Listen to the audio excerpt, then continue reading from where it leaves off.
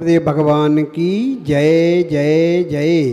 संत शिरोमणि आचार्य भगवान श्री विद्यासागर जी महामुनि राज की जय जय जय। जय बोलो पाठशाला पीड़क पूज्य मुनिवर श्री निर्णय सागर जी महाराज की जय जय जय।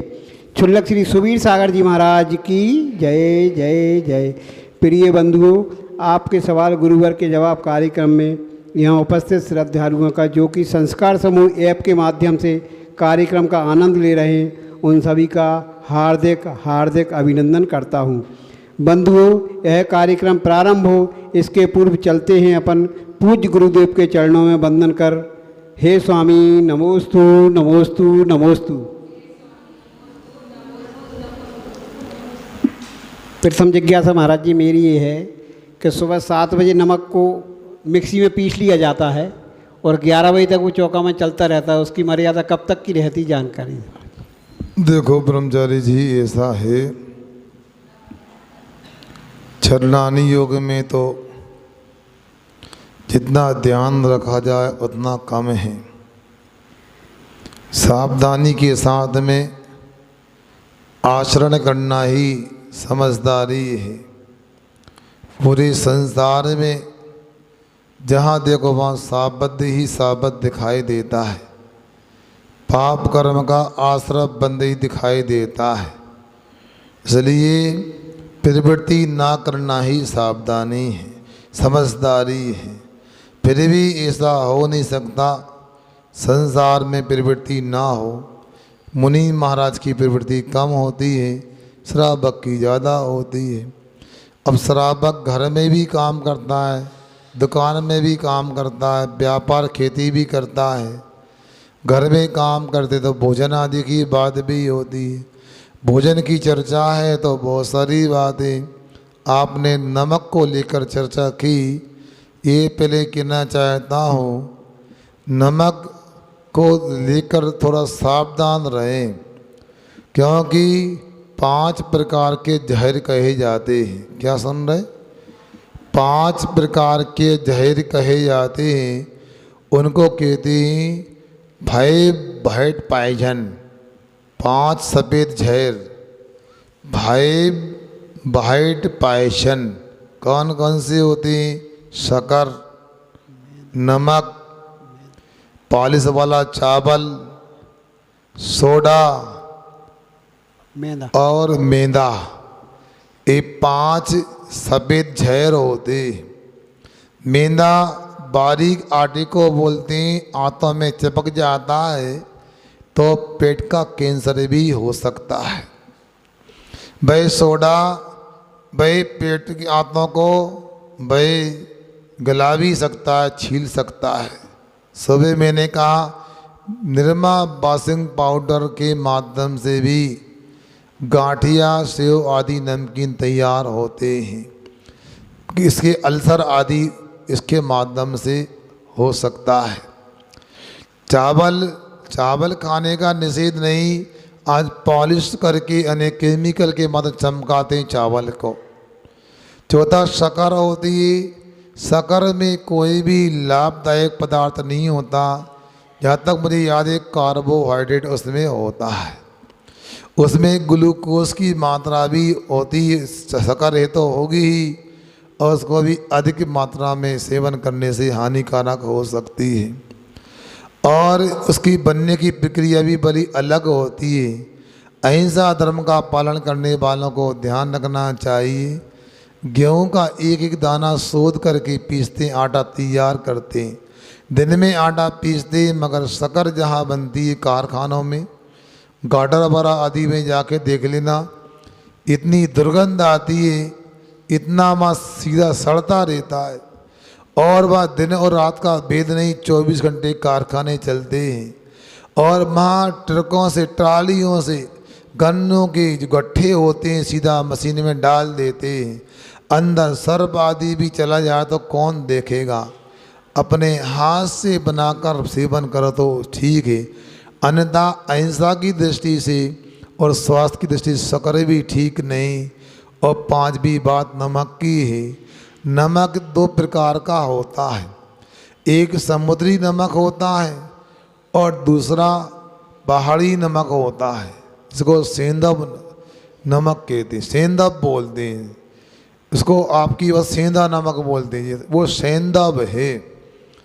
अब जो समुद्री नमक होता है, समुद्र का पानी, उसको इकट्ठा करके गड्ढों में खंती आदि बना के जमाया जाता है और उसको हमने अपनी आँखों से देखा है।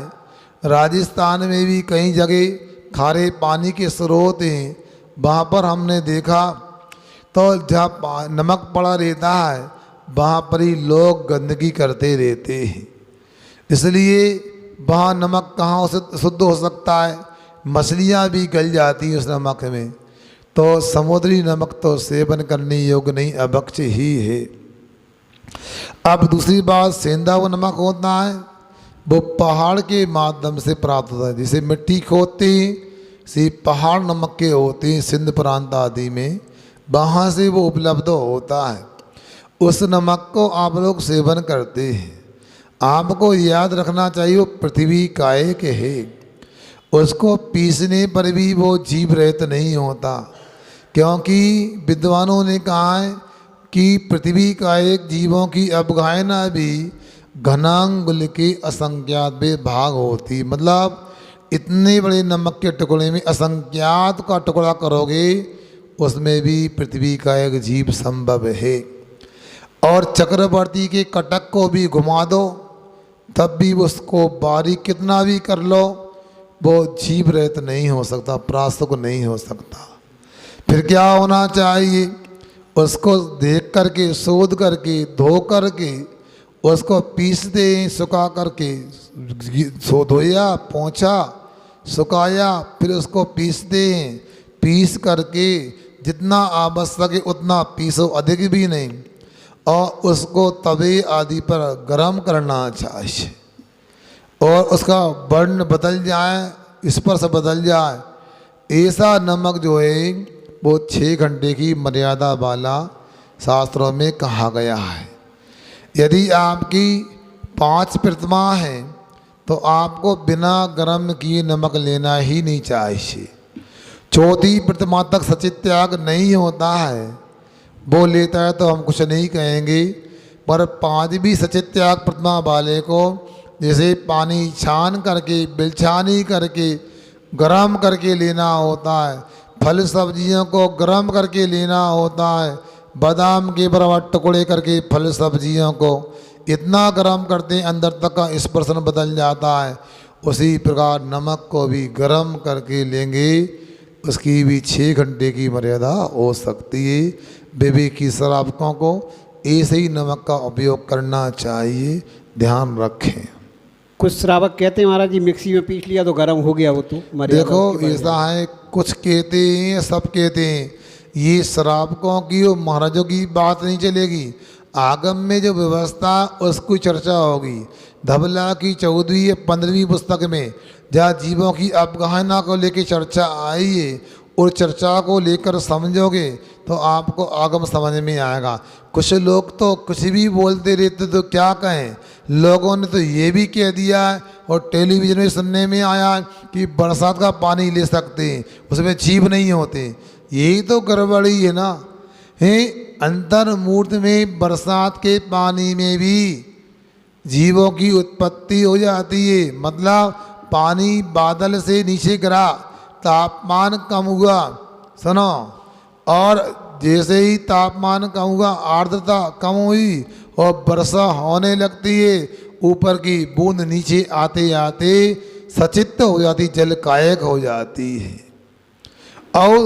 और उस जल की बूंद को बिना छाने उपयोग नहीं करना, क्योंकि उसमें फिर इतना ही नहीं, वो जल तो बादल के रूप में बावर भी जल कायक हो गए, आते आते उसमें तरह जीवों की उत्पत्ति भी संभव है।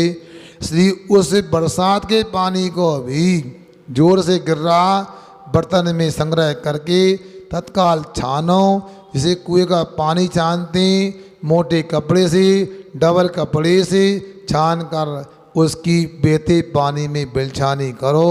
यदि उसको आप तत्काल उपयोग करते तो सामान्य से गर्म करोगे तो 6 घंटे मर्यादा, उबालोगे तो 24 घंटे की मर्यादा की होती है। मगर आज ऐसा होता है लोग अपने अनुभव को ही आगम बना देते हैं। अपना अपना अनुभव हो सकता है, अपना विचार हो सकता है, मगर याद रखो आगम में ऐसा नहीं चलता। जो भगवान की आज्ञा है वो आपको ध्यान रखना चाहिए। किसी ने मेरे कमरे में कागज़ लगा दिया है कि आज़ाद रहिए विचारों से और बंधे रहिए संस्कारों से, तो ये संस्कार अपने को बना कर रखना चाहिए। जो आगम में कहें उन संस्कारों से प्रत्येक व्यक्ति को बंधे रहना चाहिए। हाँ, नमोस्तु महाराज जी, नमोस्तु नमोस्तु। आलस करने से एवं दिन में निंदा लेने से कौन से कर्म का बंध होता है? अच्छा, ब्रह्मचारी जी का कहना है महंत जी का, आलस करने से और दिन में निद्रा करने से कौन से कर्म का बंध होता है। तो मैं ब्रह्मचारी से कहना चाहता हूँ, आलस करने से ये बताओ कौन से कर्म का बंध नहीं होता। आलस मनुष्य का सबसे बड़ा शत्रु है। जहाँ आलस है वहाँ आठों कर्मों का आश्रम बंद मान सकते हैं, क्योंकि सावधान रहेंगे तो आपके लिए कोई भी कर्म का ज्ञानावरणी, दर्शनावरणी, द्वेदनी, मोहिनी, आयु, नाम, गोद, अंतरा कोई भी कर्म का बंद हो सकता है। वैसे भी 7 कर्म का तो हमेशा बंद होता है, और आयु कर्म के बंद का समय आता है तो 8 कर्म का भी बंद हो जाता है। रही बात निद्रा, दिन में निद्रा लेने से, दिन में शयन करने से कौन से कर्म का आश्रम बंद होता है, तो दर्शना वर्णी कर्म का विशेष आश्रम बंद होता है। शास्त्रों में लिखा है कि कंठगत प्राण होने पर भी दिन में निद्रा नहीं लेना चाहिए। निद्रा के लिए रात होती है और अच्छे काम करने के लिए दिन होता है। अगला प्रश्न श्रीमती ज्योति जैन इटारसी, इसके बाद तैयार हैं श्रीमती उषा बजाज इटारसी। महाराज श्री, मेरा प्रश्न है, आज सुबह प्रवचन में मतलब आया था कि मतलब जब भूख लगती है क्षुधा की, तो उसमें मतलब निगोदीय जीव का आपने कहा था कि मतलब वो अपना बल मतलब खींच लेते हैं, ऐसा कुछ आपने, तो मेरे को कुछ स्पष्ट नहीं हुआ कि ऐसा नहीं जैसे हम लोग अधिक खाते हैं तो मतलब अधिक निगोदीय जीव हैं, या महाराज श्री एक बार भोजन करते हैं तो मतलब कुछ समझ सा नहीं आया ये कि मतलब। ठीक, अच्छा है, अभी समझ लो, कोई बात नहीं। और एक और प्रश्न अभी के इसमें, जैसे कि अरहंत भगवान को अनंत सुख प्रकट होता है, फिर आपने एक और शब्द मतलब सिद्ध भगवान से अव्ययवाद सुख लिया है, तो ये पर्यायवाची है या इनमें कुछ अंतर है? बहुत अच्छा, सुनिएगा। पहला प्रश्न इनका सुबह की कक्षा से है कि शरीर में निगोत जीव कहाँ था। पुरुषार्थ सिद्धि उपाय में 2 श्लोक में निगोत शब्द आया था। मतलब ये 10 जाति, मतलब जिस जाति की वस्तु है, जिस पशु का मांस वगैरह है, उसी के आकार के उसमें सम्मूर्छन जीव हो जाते हैं, जिनको निगोत कहते हैं। जो क्षुद्र भाव को लेकर के होते हैं, श्वास के 18वें भाग में जिनका मरण होता है, और अनंत की संख्या में होते हैं।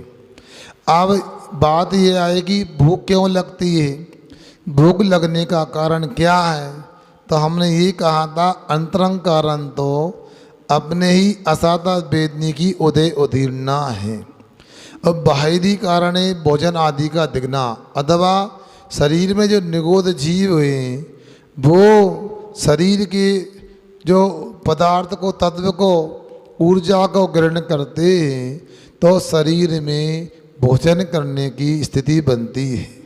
मतलब यूँ कहें हमारे भोजन के माध्यम से शरीर में रहने वाले अनंत जीव वो भी पोषित होते हैं। उनकी पोषण प्राप्त करने के कारण हमको भूख की वेदना होती है। एक कार्य के लिए अनेक कारण होते हैं।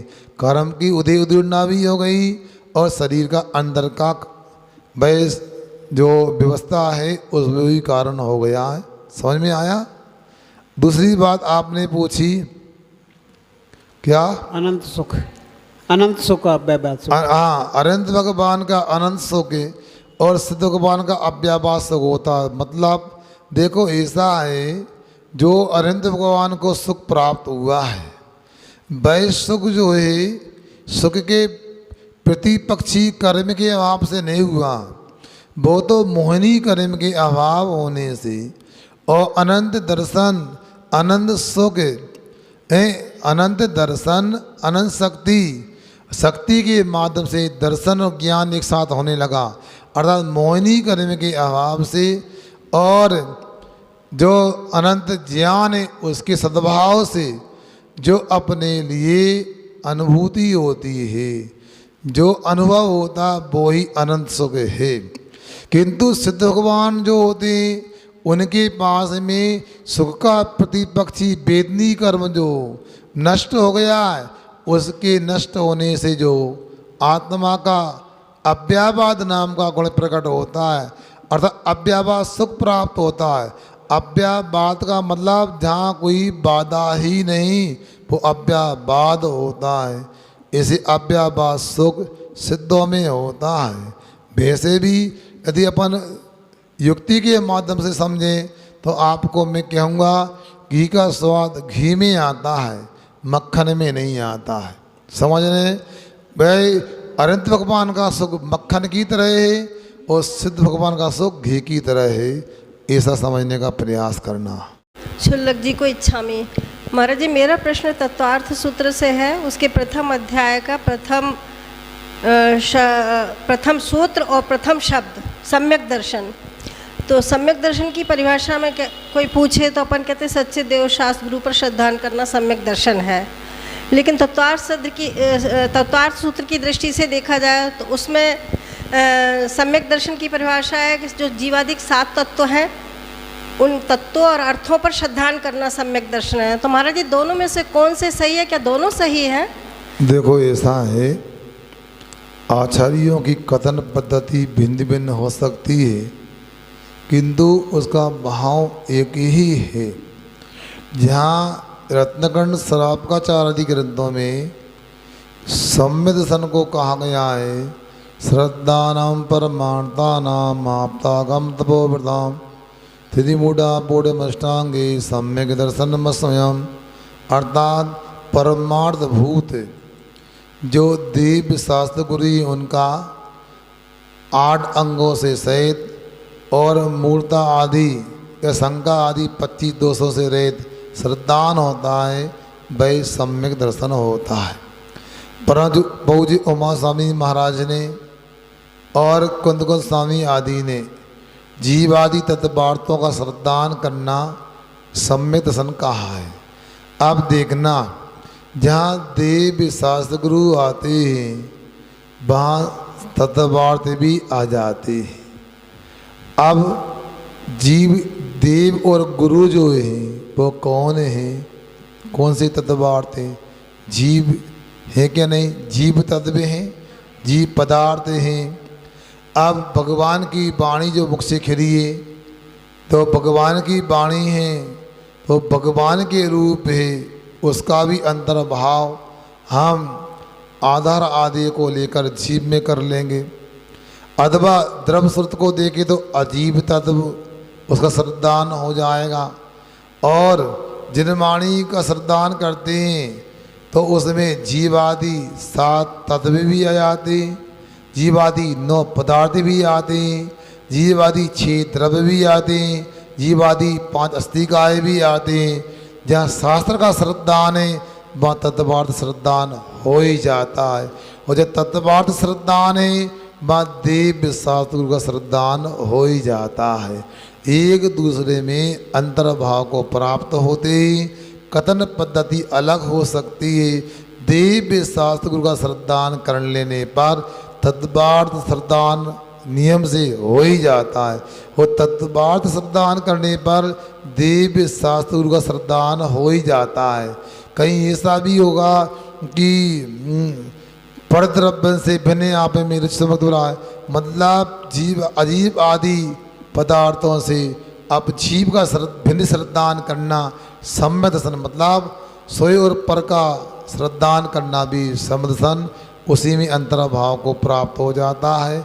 इसलिए कथन पद्धति अलग हो सकती है। ऐसा भी कह सकते हैं आत्म श्रद्धानम सम्यक दर्शन, आत्मा का श्रद्धान कर लिया तो समझ, क्योंकि आत्मा का श्रद्धान होगा तो अनात्मा का भी श्रद्धान होगा, क्योंकि राम को जानेंगे तो रावण को भी तो जानने में अब चूकेंगे नहीं। कहो चलेगा। मैंने रत्न प्रावर्तम नाम का 131 श्लोक प्रमाण संस्कृत में ग्रंथ लिखा, तो उसमें मैंने जीवादि तत्वार्थों को भी ले लिया और आप आगम तबुर्ताम को भी ले लिया। दोनों को श्रद्धान करना सम्यक दर्शन है। ये सजा